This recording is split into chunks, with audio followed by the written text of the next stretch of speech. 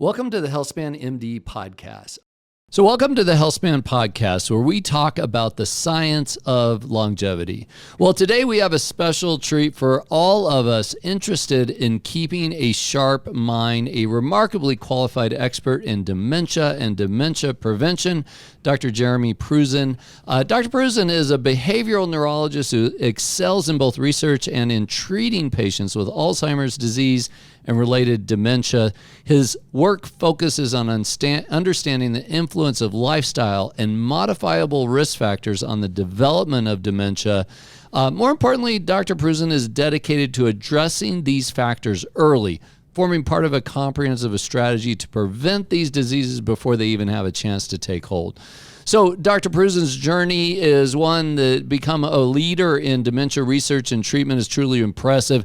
I just learned he started near the border, near Nogales here in Arizona, but completed a behavioral neurology fellowship at Brigham and Women's Hospital. That's Harvard for those of you not in the medicine world. And he's currently at Banner Alzheimer's Institute. One of the real leading institutes in dementia and Alzheimer's really in the world, and we're really blessed to have that here in Arizona. In understanding Dr. Pruzin and his practice and his goals, I understood that he has the same goals as mine is that, how do we implement preventive strategies decades before the typical onset of these diseases that we don't have great treatments for or much of any treatments for. And so I really can't wait to dive into his insights, discuss how we can all take steps to keep our minds sharp and extend our cognitive vitality. So welcome to the HealthSpan Podcast, Dr. Pruzin. Well, thanks for having me. Thanks for that wonderful introduction. And shout out to border towns around the country. Yeah, there you go. So, Dr. Pruzin, of all the things my patients are most focused on who are interested in longevity, avoiding dementia is at the top of the list. Like I've recognized this from my practice where I'd say, hey, we want to get your blood pressure down because, I'm worried about your risk for heart attack. And that might get a little attention. When I started throwing dementia in there, oh my goodness, all of a sudden people are really paying attention. And, we're getting a lot more information about early detection of dementia. There's, blood testing for like the ApoE. There's now, reimbursement for doing cognitive testing in primary care practices. How useful are these tools for identifying those early signs of Alzheimer's or dementia? And when should someone consider being screened for those early signs? Yeah, I think the tools are getting better in terms of screening.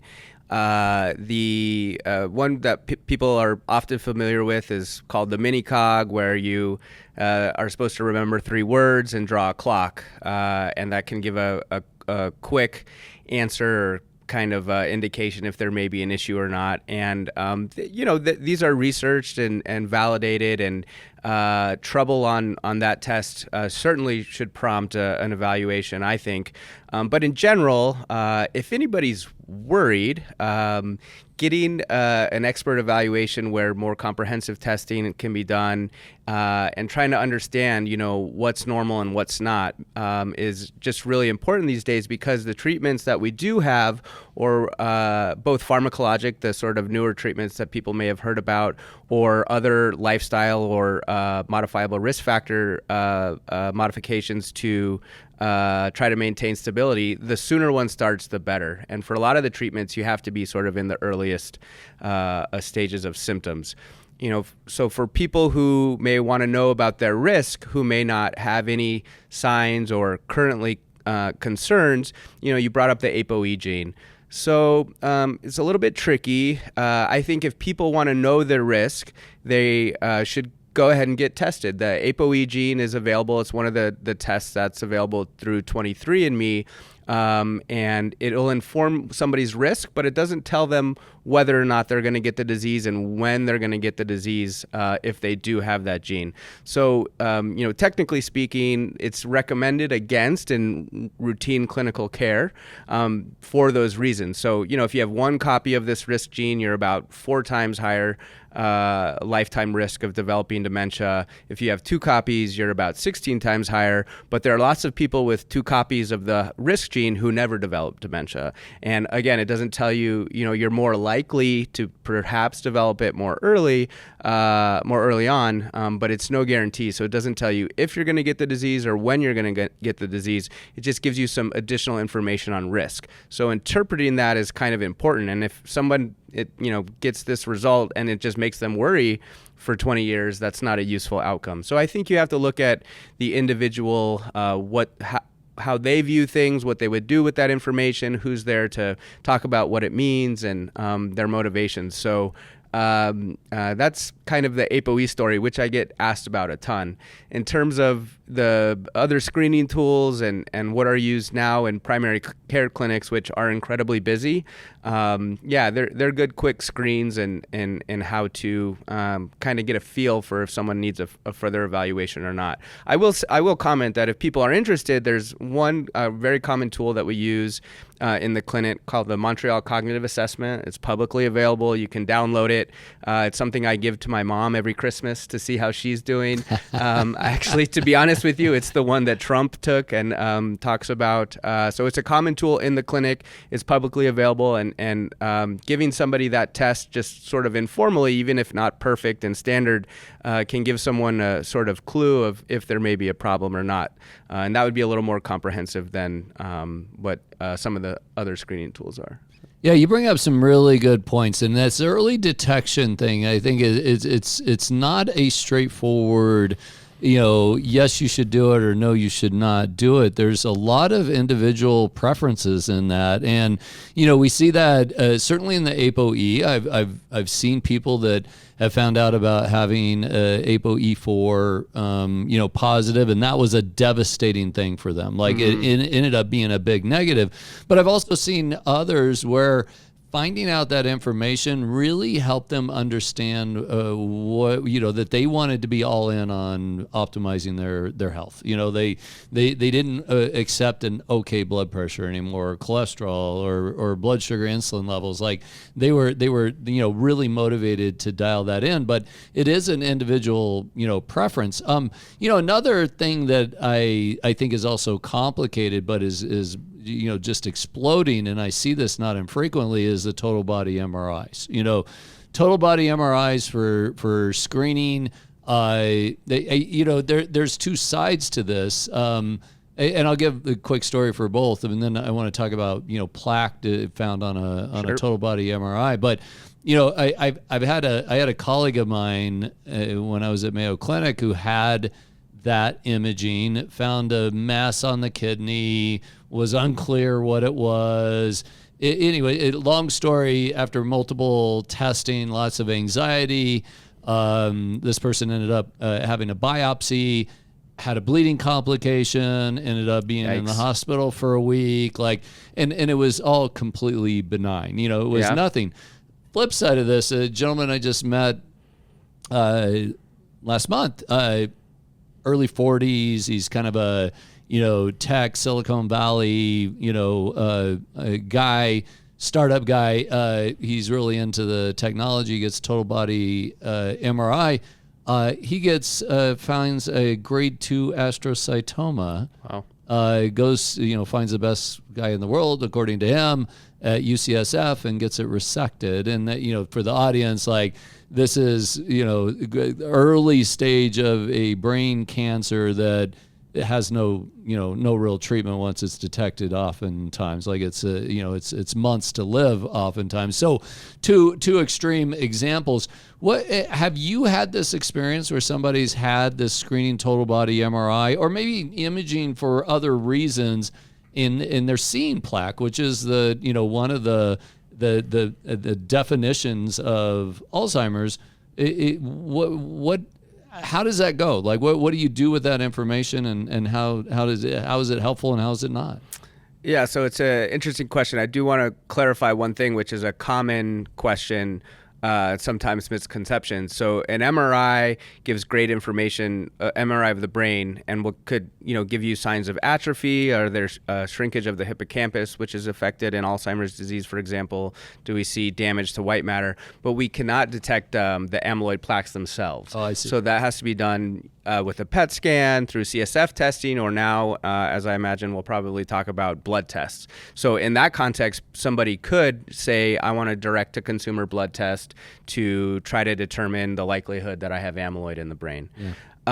And so you're right. What we do is sort of unknown.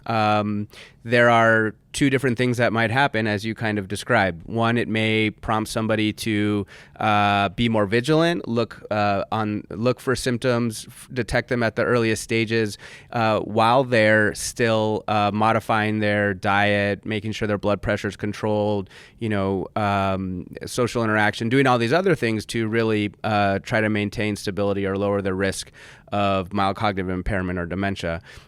So it's hard to know which way somebody may go. Right now, we recommend against testing for amyloid in asymptomatic persons by whatever means to look for plaques. And that's because there's no treatments. And, right now there are trials looking at if removing plaque in persons without symptoms lowers the risk or prevents dementia, Alzheimer's disease. So stay tuned for those results.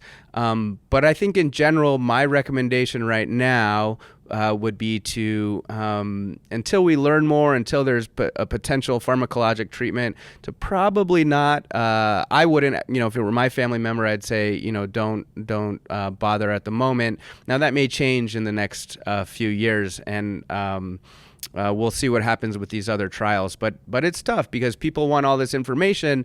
But the bigger question is, what are we going to do with that information? How is it going to help? Potentially, how is it going to harm? Like your example, right? Is it going to motivate, your friend? Is it going to motivate somebody to make these other lifestyle changes, be more vigilant, and they'll be able to sort of mentally handle knowing that they have amyloid in the brain? Or is it going to make them just worry for the next 10 or 15 years?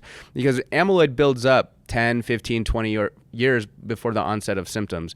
And especially in older persons, it's incredibly common. So once you get to your mid-80s or so, it's about a coin flip that somebody's going to have amyloid in their brain, whether or not they have symptoms. So how meaningful is that or not? Right. So it's a tough question. There's ongoing studies about, knowing amyloid, does that make people nervous? Do they, what's their outcomes 3 months from now? Is there any increased suicidality, for example? It looks like, for most people, there is a bump in anxiety if they learn they have amyloid, which tends to diminish and kind of go away with time. But, some people could be potentially very psychologically distressed or go through sort of unnecessary procedures, put themselves at risk for no reason. Others may use that information beneficially. And so how to do that is a ongoing study of question and not an easy one to answer. Yeah. Let me ask you this. So somebody comes to you, you're not recommending that they get ApoE testing, but they've had it, and they find out they're either heterozygous, meaning one copy, homozygous, they have both copies, and they come to you. Are you offering them hope? Absolutely. And let me clarify, I'm not saying that I would recommend against it, but I think people need to make an informed decision whether they want to know. Sure. In the absence of symptoms. But let's say somebody says, you know what, I want to know, I have a family history, I suspect that the ApoE4 gene is in my family, I did 23andMe, it looks like, I'm a ApoE4 heterozygote, I have one copy, and people, this has happened, this isn't a theoretical, people end up in the office and say, what does this mean, what can I do? Yeah. And I think kind of what I said before is that, okay, realize that you're at slightly increased risk, but you're not destined to get Alzheimer's disease or dementia. That said, we do now have pharmacologic treatments that are disease modifying that we can use in the earliest stages of disease. So don't blow off symptoms if you start to experience them, and do all the other things, modifiable, treat the other aspects that we know that help decrease risk and maintain stability. And you should be extra vigilant about that because you're at increased risk. So that's blood pressure, social interaction, exercise, physical activity, activity, healthy diet. Hearing loss is a big one. Check your hearing. Make sure you're not that's starting to fade. That's actually a huge risk factor. And do things in your daily life that are simple that'll help lower your risk. For example, I use this one a lot when I kind of learned about the hearing loss thing.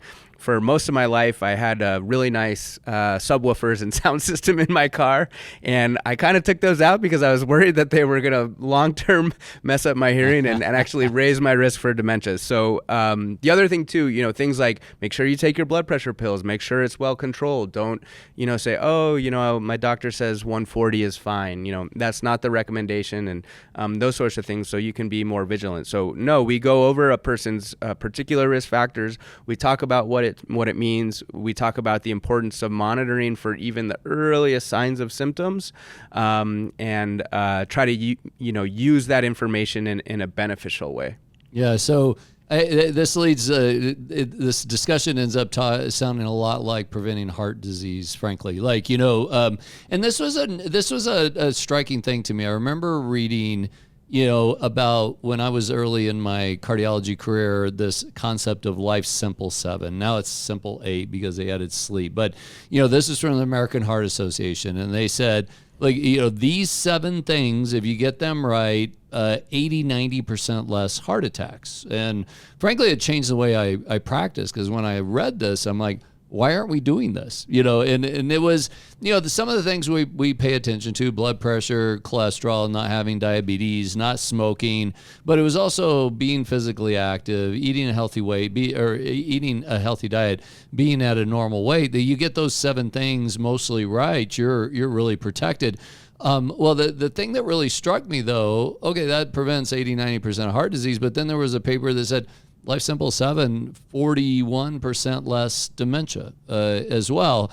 And then around that time, one of the neurologic societies came out with their guide to preventing dementia, and it read just like the Life Simple 7, really. I mean, there was hearing loss and avoiding brain injury and stuff in there as well. And so I guess, in cardiology, we spend a lot of time thinking about risk. Basically, the aggressiveness of our prevention strategy is guided by their risk. You're at high risk, we want your cholesterol to be exceptional. You're at low risk, then we're not as worried about your cholesterol.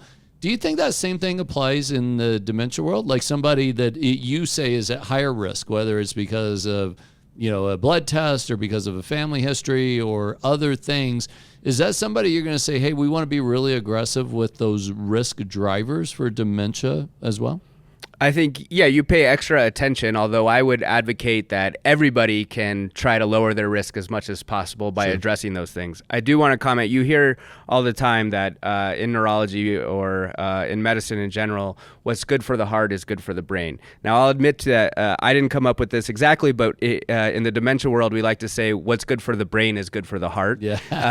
But there are a ton of overlap, almost everything, as you were talking about. And a lot of that is because blood vessels are blood vessels in the heart or in the brain, and they all promote health to a huge degree. And there's this interaction between the vascular system and AD pathology. Anybody who builds up sort of cerebrovascular damage, that's going to lower the threshold. There looks like there's an interaction between the two. And so you're right. So, almost everything that's good for preventing heart disease is also good for lowering dementia risk. But to your point, if somebody is at high risk, then yes, you should be more vigilant. You should get on that exercise program. Make sure your systolic blood pressure is extra well controlled. Consider using, I don't know if you're familiar with this, but there's evidence that ARBs, angiotensin receptor blockers, actually have an additional benefit to brain health in addition to the blood pressure lowering effects. So consider, using one of those because of this additional evidence over ACE inhibitors? Over ACE inhibitors, really? Yeah. It's the way the mechanism of action and the downstream cascade in the brain, it's thought to be slightly more protective. That's not conclusively proven, although we actually have another proposal that's sort of looking at ACE versus ARBs on dementia biomarkers to see if we see an effect there. So yeah, you can, if you're at high risk, you want to do as much as possible and be cognizant. I think aside from that too, okay, there's these 8, 9, 10 things are growing all the time. We're all human. Behavior change is really hard. So what I also focus in on is what's most relevant to any particular person. So if somebody has diabetes, hey, let's think about getting that under the best control possible. One of the GLP-1 agonists, which are actually being tested in Alzheimer's disease, symptomatic right now, is probably the best medicine to use in terms of dementia lowering risk.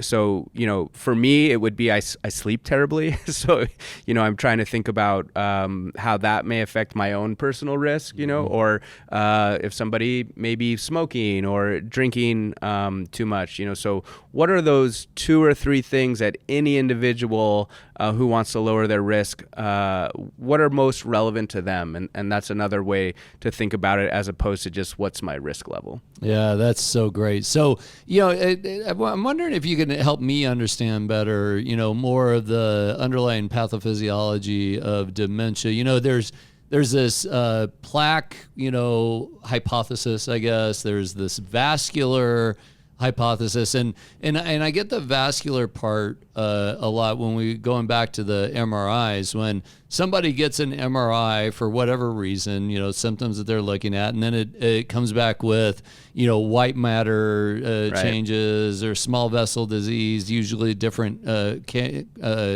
contribution or descriptions. And then also there's this concept that a lot of patients will bring to me saying, oh, well, Alzheimer's or dementia is type 3 diabetes. Mm-hmm. Help me understand how all 3 of those might tie together or don't necessarily. Yeah, it's a great question, and it's a complex issue and one that's near and dear to my heart. So let's start here. I think it's important to say that, well, first of all, people always ask, what's the difference between Alzheimer's disease and dementia? So let's start there. So Alzheimer's disease is the most common form of dementia, but dementia can be caused by strokes, other proteins that can build up in the brain, any condition that affects the brain progressively that results in somebody not being able to do what they need to do in their everyday life is a dementia. The most common cause is Alzheimer's disease, which is defined by a buildup of amyloid plaque and then followed by this second protein that builds up tau. So that's number 1. Number 2, when we take all comers with any dementia and we look at their brains at autopsy, it's not just one thing, almost never. The rule is that mixed problems, mixed pathology, Alzheimer's disease plaques and tangles, small infarcts or mini strokes that were silent, sometimes this other protein called Lewy body build up. And so really in the majority of cases, especially in persons that are 70 plus, and then almost always in people that are 80 plus, mixed dementia with vascular damage, and then the amyloid plaques and tau tangles are the absolute rule in terms of a cause. So even medical students, general neurologists, people who aren't specialists in this field will think, well, there's a separate bucket that's vascular dementia. There's a separate bucket that's Alzheimer's disease. There's a separate bucket that's something called, Lewy body dementia and others. That's actually not the way to think about it. I really think it's sometimes I say it's a smorgasbord of pathology up there, and trying to address all of them early on, especially the vascular piece and especially amyloid. Those are the 2 most common findings that we see in a brain. And so, there looks to be some interplay, certainly having mini strokes, atherosclerosis, hardening of the small vessels, arteriolosclerosis is bad for the brain regardless. Then on top of that, if you have amyloid plaques, followed by tau tangles, you're sort of already now at 2 hits. And so that's really I know it's not easy, but it is the better way to think of what happens in real life with dementia. So majority of even Alzheimer's disease that's confirmed with the detection of amyloid plaque, they have some degree of cerebral vascular disease as well. Yeah. So, maybe instead of being specialty focused where what's good for the heart or good for the brain or vice versa, what's good for your blood vessels is good for both. That's right. Like, if we can keep your blood vessels healthy, then you're going to do well. And I also want to go back to one of the other things you mentioned, the GLP-1 agonists. And again, we talked this is a thing that patients will bring up, that dementia, the type 3 diabetes. As a preventive cardiologist, it just increasingly aware of the impact insulin resistance, metabolic disease has on our health. Like it's something that not many of my patients, when I say, "Oh, you have insulin resistance," or metabolic disease, they don't understand what I mean mostly. Yeah. I will say, I think in 5 years from now, this is going to be, everybody's going to know insulin resistance, because it's the biggest problem in healthcare. I mean, 93% of people have at least one sign of metabolic disease, according to an NHANES study. This is the driver of heart attacks. It is the driver of stroke, and it sounds like it's also a primary driver of dementia as well. Yeah, I didn't address the type 3 diabetes, my apologies. So let me do that now.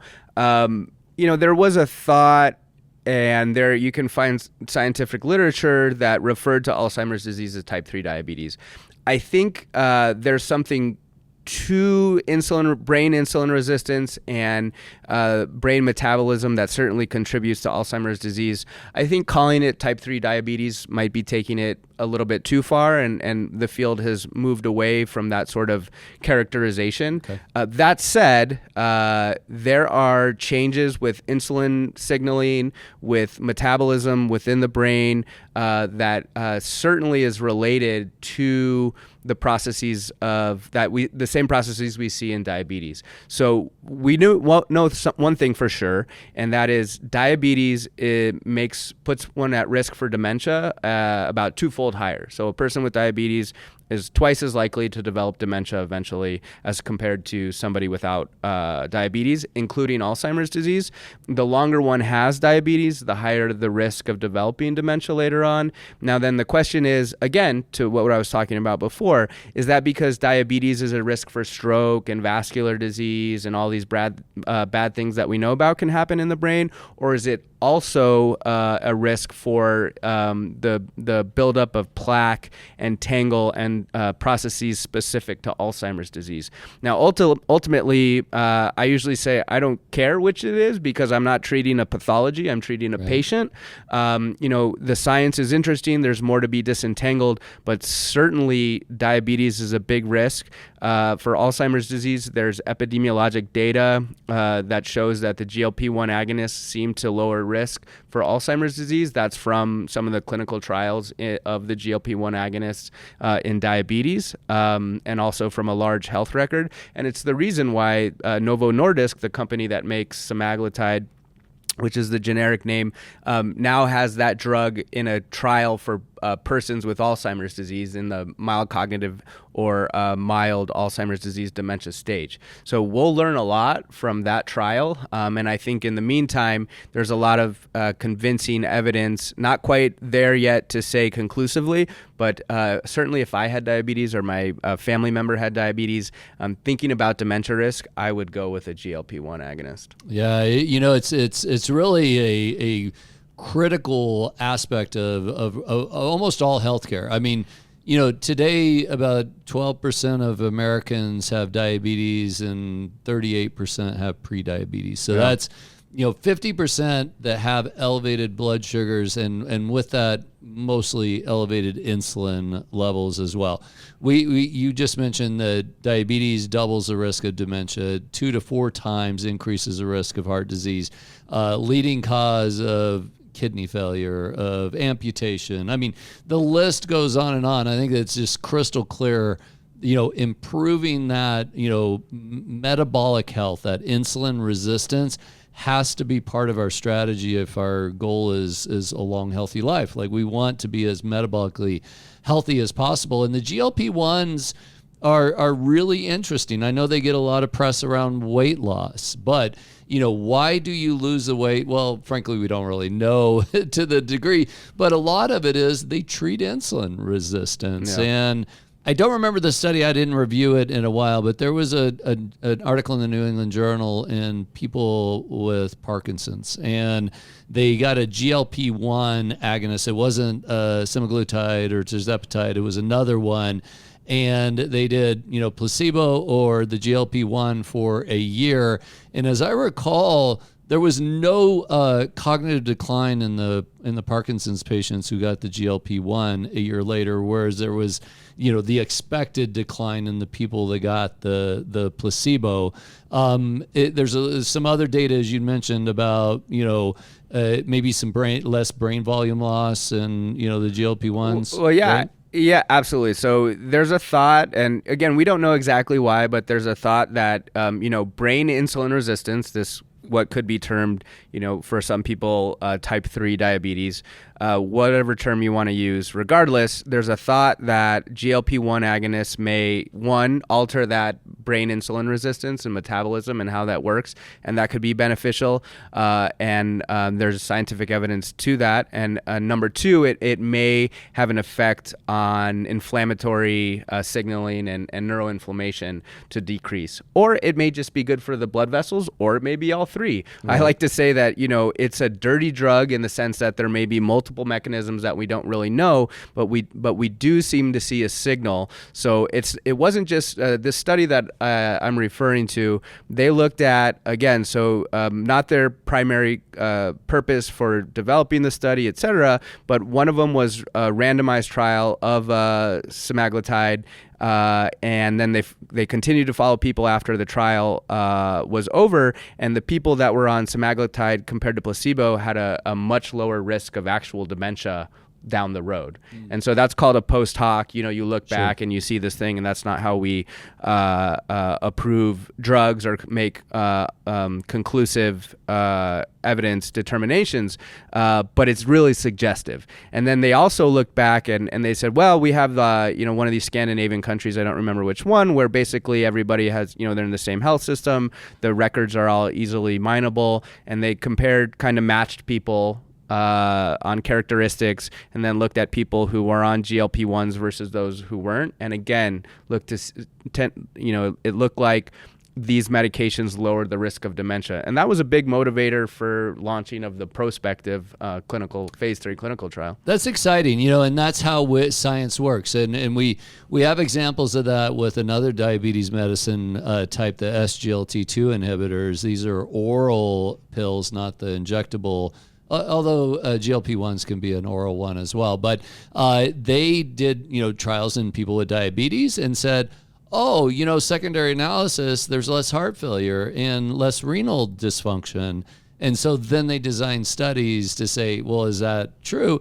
Turns out it was. And so now, SGLT2 inhibitors are first-line agents in cardiology for people with heart failure, and they're first-line agents for nephrologists in preventing renal decline, a decline in renal function. And so, I don't know, this is exciting. I mean, these are exciting molecules, and, it's more than just, go to your med spa and get, Ozempic injection to lose weight. These may be something that is really foundational to optimizing health in the future. But, that story is yet to be told. One thing I really want to get your opinion on is something that I hear a lot from my patients. I see somebody who's at higher risk for heart disease. They have high cholesterol. They meet, guidelines for treating that cholesterol. Unfortunately, LDL cholesterol is less amenable to lifestyle change than some of our other factors. I'm not saying that nobody can change their LDL with lifestyle, but, generally blood pressure and diabetes and weight, those are much more amenable to lifestyle intervention than LDL cholesterol, which tends to be, in most people, more genetically determined. But then they say, the concern people have is, well, but I'm worried about dementia. If I start a statin medication, I've heard that can cause dementia.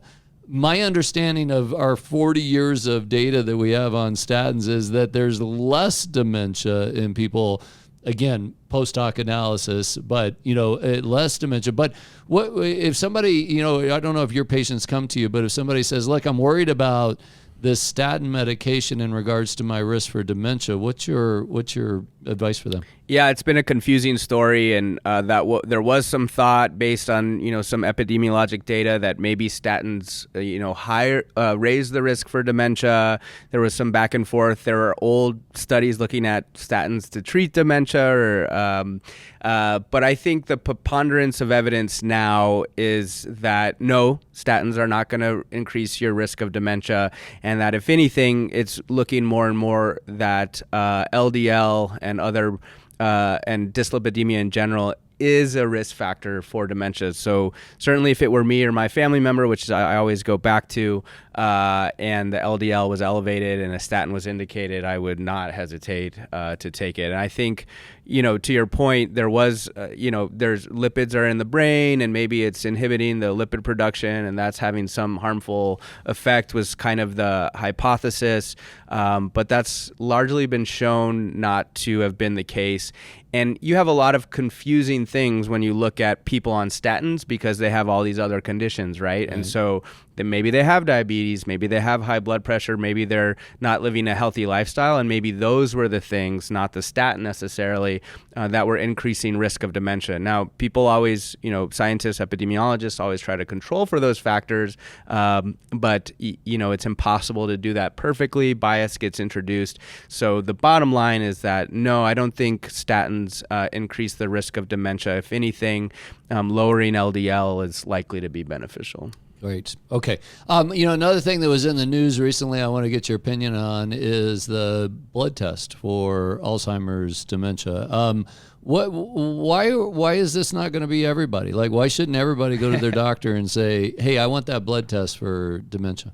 Yeah, so it's an exciting development, having blood tests for amyloid, right? Not dementia. So dementia is our clinical syndrome, and amyloid can lead to dementia. But as I mentioned earlier, you can have amyloid in your brain 10, 15, 20 years prior to the onset of symptoms. You can, pass away at age 90, completely normal cognition with a brain full of amyloid. That is a possibility, right? So dementia is this clinical classification, a problem with memory, executive function, other domains that lead to you not being able to, say, drive a car, pay the monthly bills, having difficulty using appliances and those sorts of things. So then the question is, well, should everybody test for amyloid in their brain, right? So anybody with symptoms, I think that's totally reasonable to use one of these newer blood tests. And these will be in the clinic soon. I'm trying to get FDA approval. It takes time to scale up and put them on a level where we can use them easily in the clinic. We're almost there. I really think so. And it'll be as accurate as our other methods now, which are a PET scan or a spinal tap. So that's great. But the question is, well, I'm 60. I don't have any symptoms, but I want to know if I have amyloid in my brain. And, that's a little bit tricky. Again, that's sort of like the ApoE conversation. Well, why do you want to know? You need to have the appropriate context. What are we going to do about that? And, all those sorts of discussions, which are complex. Now, if we just shotgunned in the entire world, 6-year-old got amyloid tests, and then they have, some people, the negatives, great. They're going to not worry about it. People that are positive, they're probably going to worry about it, want to know what it means, what to do. They're going to need access to expertise. And then there's going to be a bunch of people who have sort of intermediate results. And then what do you do? And so it's tough right now to really guide what any individual should do.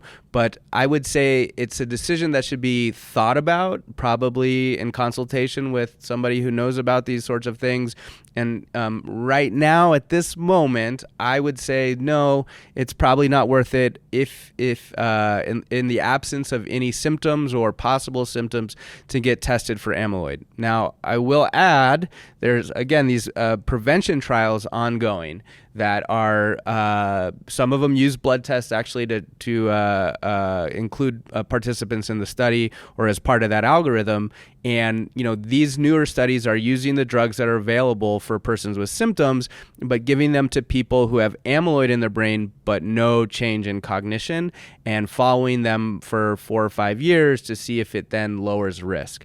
Now, if one of those trials works out and it says, we've decreased the risk of dementia by 50% in persons with amyloid by giving a drug prior to the onset of symptoms, that would go through the FDA, et cetera. There may be an FDA-approved therapy to lower risk for Alzheimer's disease with a pharmacologic agent in the next several years. It's not there yet, though, and so getting that test in an asymptomatic person when it's not perfect, that you're not going to know what to do with it, you're not going to have this context that there's lots of people, just because you have amyloid in your brain doesn't mean you have dementia. It means that you have amyloid in your brain. And so it's a complex thing, and there's not enough people or knowledge out there to sort of disperse, so to speak, or to democratize the access to this expertise. And people will try to, sell you tests, right? So you got to be careful which one, how accurate, et cetera. I'd say right now at current time, I wouldn't do it. I wouldn't recommend my family did it, but I would stay tuned. And in certain circumstances, or if there's a concern for symptoms, then it may be a good idea. Yeah, that's great. Brain full of amyloid. I'm going to have a hard time forgetting that state. Last question, and then I want to find out more about or share with our audience how they can connect with you. There's a lot of discussion around building that cognitive reserve to minimize that risk of cognitive decline with time. Whether my mom plays Sudoku, and she says that's her strategy for preventing dementia. Yeah. Sometimes people will talk about learning to play an instrument or learning a second language or those kind of things. Any guidance for us along those lines of building cognitive reserve? Yeah, so there's 2 things I usually tell people. So you mentioned one of them, and I think learning a new skill. That's something that seems to be protective, stimulative, that can kind of try to build that cognitive reserve. The other thing I like to say is being around other people, participating in clubs, activities, games. That's going to be 2 birds with one stone. So, playing mahjong or having bridge club, right? So you're going out, you're being social. We know that's protective, and you're also doing quote unquote cognitive exercise. A thing people often ask is, do quote unquote brain games, Sudoku, or if I, do this computer program, Luminosity, or whatever, I don't even know if it still exists. But will those help? And I think that we don't know yet. There is a one trial that's kind of looking at that. But is there a specific computer program, or if I do enough crosswords, are those going to be protective? Jury's still out. But I certainly learning a new skill, doing something that's cognitively stimulative with other people, I think has nothing but the potential to benefit someone. Brilliant advice. Well, Dr. Pruzin, this has been amazing. I'm really grateful that you spent some time with us. I know there's going to be a lot of people listening to this podcast that are going to want to know, more about you, about the amazing Banner Alzheimer's Institute. How could they connect with you? Yeah, so I think one thing I'll point to and one shout out I'll give is a program at Banner Alzheimer's Institute called the Alzheimer's Prevention Initiative. And part of that is the Alzheimer's Prevention Registry. So you can sign up and provide some demographic information. Sometimes, depending on whether or not people want to, you can get sent a spit tube to learn your ApoE4 genetic status. Previously, those weren't disclosed at all, but there is this movement to disclose them to people who want to know. And then that registry will let people know when prevention or other studies may come up that they may qualify for. So that's definitely one way to stay connected and something I'd recommend. And that's a group that I work with. Dr. Jessica Langbaum heads that now. Dr. Pierre Theriault it was also part of that. So that's one way to stay connected to the multitude of studies that may be available or may become available, and to kind of be plugged in with a newsletter and access that way.